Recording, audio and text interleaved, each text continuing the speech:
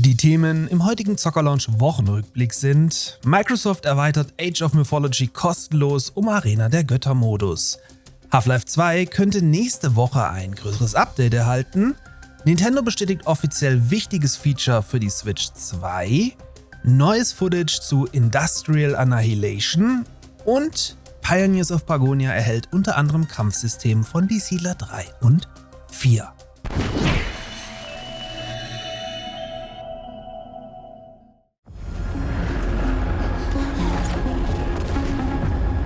Dieser Wochenrückblick wird euch dieses Mal vom gerade starteten EVE Galaxy Conquest präsentiert, welches euch in ein 4X-Strategie-Weltraumgemetzel auf eurem Smartphone versetzt.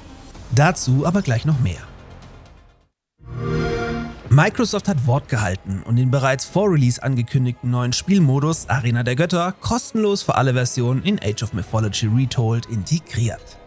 Im neuen Modus, welcher im Original nicht enthalten war, verkörpert ihr einen Helden der Antike und metzelt euch durch 35 vorgefertigte Szenarien.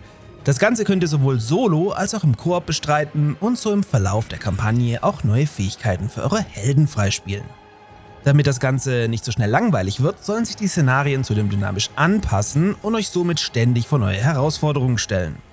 Allerdings hat das Ganze natürlich nichts mehr mit dem typischen Age of Empires Gameplay zu tun.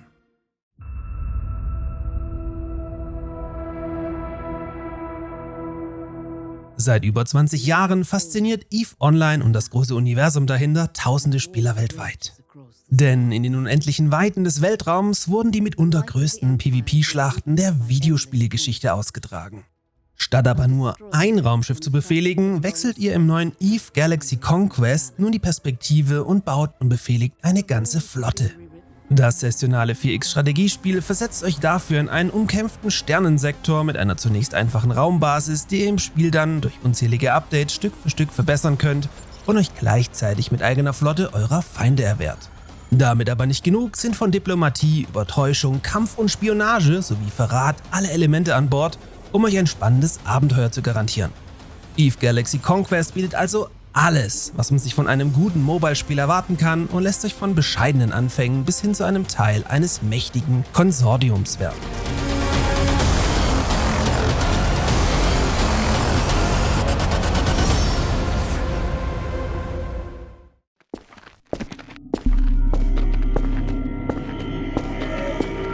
You're not supposed to be here.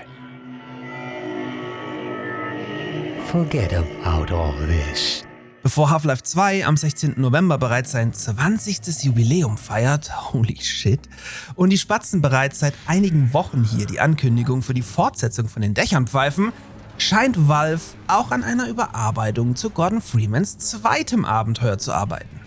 Denn wie über SteamDB gut für jeden einsehbar ist, veröffentlicht Valve seit den letzten beiden Wochen fast täglich neue interne Versionen mit dem Beinamen Test für das Spiel. Ein ähnliches Vorgehen konnte bereits beim ersten Teil anlässlich des 25. Geburtstages beobachtet werden, was dann schlussendlich zu einem leichten Facelift führte, ein paar Gameplay-Änderungen einbrachte und auch der veralteten Engine ein Update spendierte. Half-Life 2 gilt wie sein Vorgänger als Shooter-Meilenstein, der alle nachfolgenden Spiele in diesem Bereich nachhaltig geprägt hat. We should never have let her go. Ja, wo ist sie denn jetzt? Nintendo wird also dieses Jahr höchstwahrscheinlich keine neue Konsole und somit den direkten Nachfolger der Nintendo Switch enthüllen. Denn mit dem letzten Investorentreffen des Konzerns ist die letzte Möglichkeit nun verstrichen und es ist zudem unwahrscheinlich, dass man sich sein eigenes Weihnachtsgeschäft torpediert, indem man potenziellen Käufern klarmacht, dass die Konsole im kommenden Jahr in Rente geschickt wird. Dafür wurden aber bereits alle Eckdaten zur Konsole geleakt, wodurch klar ist, dass es sich bei der neuen Konsole wieder um ein Hybridsystem in ähnlichem Umfang mit deutlich stärkerer Hardware von Nvidia handeln wird.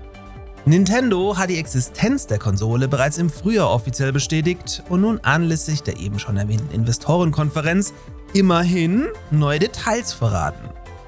So tut man das einzig Vernünftige und macht die Switch 2 vollkommen abwärtskompatibel, was eigentlich sowieso erwartet wurde. Ihr könnt also nicht nur eure im eShop gekauften Titel mitnehmen, sondern auch weiterhin eure Cartridges in der neuen Konsole betreiben. Ob es auch grafische Updates für die alten Spiele geben wird, ist noch nicht final geklärt. Es soll aber bereits im vergangenen Jahr eine Version von Breath of the Wild gegeben haben, welche nativ in 4K mit 60 FPS gelaufen ist. Des Weiteren wurde kommuniziert, dass auch der hauseigene Online-Dienst auf die neue Konsole übertragen wird. Da dann deutlich mehr Rechenpower zur Verfügung steht, könnt ihr hier dann relativ sicher in Zukunft auch mit emulierten GameCube, Wii und vielleicht sogar Wii U-Spielen rechnen. Sollte man ein ähnliches Vorgehen wie bei der Switch wählen, erwartet uns dann ein großes Event Mitte Januar sowie ein Release Ende März oder Anfang April. Wo bleibt eigentlich Industrial Annihilation? Denn nach wie vor ist der spannende Mix aus Factorio und Total Annihilation für dieses Jahr angekündigt. Immerhin können wir jetzt neues Test-Footage bestaunen, in dem zum Beispiel die Funktion von Schutzschilden demonstriert wird. In einem anderen Clip lässt sich zudem erkennen, dass große Abwehrkanonen durchgehend mit Munition über Förderbänder beliefert werden müssen, was eigentlich ganz cool ist. Was bereits jetzt auch gut gefällt ist, dass man sich trotz Comic-Stil sehr am Artstyle von Total Annihilation orientiert und so ein Solarkraftwerk wie auch die Windenergieanlagen fast 1:1 wie im Original aussehen. Ob dieses Footage den aktuellen Entwicklungsstand abbildet, ist aber überhaupt nicht klar. Sollte es aber so sein, müssen wir wohl in den nächsten Tagen mit einer deutlichen Verschiebung bis tief ins Jahr 2025 rechnen. Und damit kommen wir zum wichtigsten Thema in unserer kleinen Bubble hier. Das laut Patchlog größte Update für Pioneers of Pagonia hat den Beta-Status erreicht und kann somit von euch allen über den Beta-Branch angetestet werden. Zur Transparenz kurz, aus Zeitmangel konnte ich selbst noch nicht reinspielen, somit beziehe ich mich nur auf die veröffentlichten Patch-Notes. Aber seid euch hier sicher, in den Pagonia News werden wir alles Stück für Stück auch noch im Detail beleuchten und antesten. Der Patch umfasst 5 Meilensteine, wobei hier für viele wie mich der letzte Punkt wohl der entscheidende ist. So führt der Patch den von Maurice Weber vertonten Schatzsucher samt Expeditionen ein, um versteckte Schätze finden und bergen zu können. Außerdem können Monumente wie der Leuchtturm nicht mehr nur gefunden, sondern jetzt auch selbst in der eigenen Siedlung gebaut werden, um zusätzliche Boni freizuschalten. Als neuer Gegnertyp werden die Melthorn eingeführt, welche ihr mit den neuen Hexenmeistern und Zauberern kontert. Durch die neuen Militäreinheiten ergeben sich dann, gameplay-typisch, auch neue Waren samt Produktionsketten etc. Klar. Der letzte Punkt ist aber die umfassende Überarbeitung des Kampfsystems, welche das Spiel nun einen deutlichen Sprung weiter in Richtung die Siedler 3 und 4 schiebt, weswegen wir erstmal darüber sprechen müssen. Es ist auch der einzige Punkt, auf den ich mich für diese News beschränke. Die Detailausarbeitung folgt wie gesagt extra und könnte aufgrund der Menge und Größe des Updates auch mehrere Videos bedeuten. Mal schauen.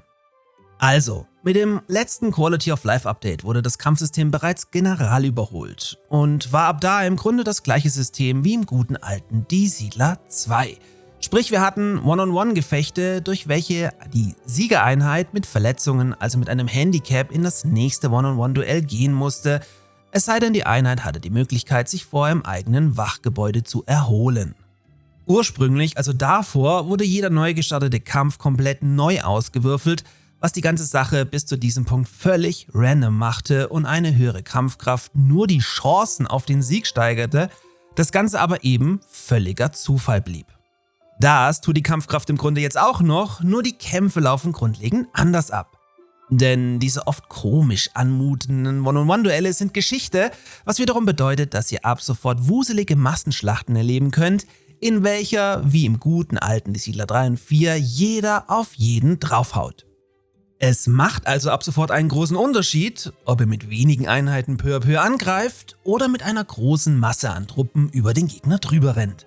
Es ist im Grunde auch nicht mehr Glück, ob ihr gewinnt, sondern klarer definiert, dass eine stärkere Einheit eben eine schwächere umhaut und somit alles nun deutlich nachvollziehbarer ist.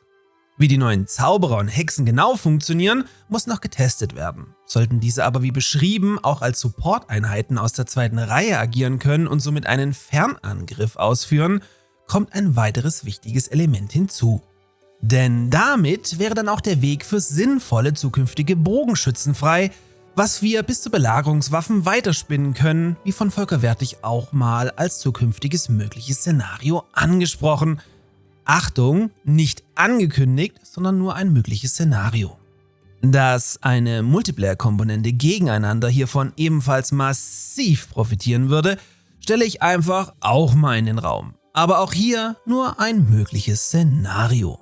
Ihr dürft also in den kommenden Tagen mit ganz viel Pioneers of Pagonia Content auf der Zocker-Lounge rechnen. Checkt auch mal EVE Galaxy Conquest auf eurem Smartphone aus, Reflink in der Videobeschreibung, und kauft natürlich eure Spiele ebenfalls mit Reflink bei meinem Partner Instant Gaming und spart somit viel Geld. In diesem Sinne, kommt gut in die neue Woche und bis zum nächsten Mal.